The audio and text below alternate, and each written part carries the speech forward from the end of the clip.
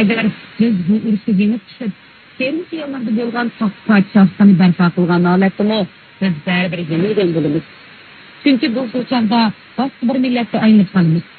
Burungi etganish xotirjam turishlarimizni shuning bilan ham bo'ladi.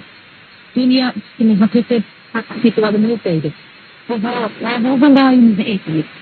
Bu chog'da bizni o'xshash musulmonlar ammoshlarda lekin mevzu uradigan, nafsimiz nima qilmaydigan, hamma narsa havoni sirgan bo'ladi. U narsani qarlisi men hozir nafaqlangan narsa. Agar biz nima qilsak, yani siz nima qilasiz? Men qatardan aytib kelibdim.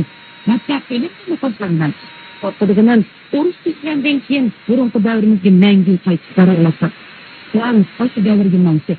Bir-birini turadigan bu davrdan adil emas. Yani yana kelbiki dünya bilan nur qancha mas'uliyat do'konlar, qo'lga qilingan tartiblar. Bu shunday deyildi. Chunki ular sabab qadamlar kalbisini bizga nimalarni o'tirib berganligini bilmaymiz. Ammo hech biladigan bizga burunqidek go'zal va kiyani sonidagidek turmushni achilib bera olmaydi. Yani yana bu topshiriqlarga qattiq qarab qo'yiladi. Shunda topshiriq topshirishlarni yoki va foydalarni mana o'xshash yollarda bo'linadigan ro'yxat qilib ben ularning bir shu kerak qilayotganligini lekin birinchi poytaxtlarga yaqin bo'lishganligini biz o'zimizdan samimiyatda o'zimizga endi hozir buni mevjud emasligini bilmaydiganligini bilmayman.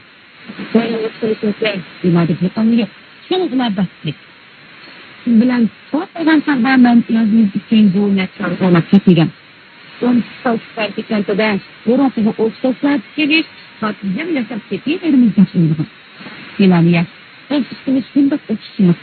Ağustos'ta hiç tepkiye istiyorum.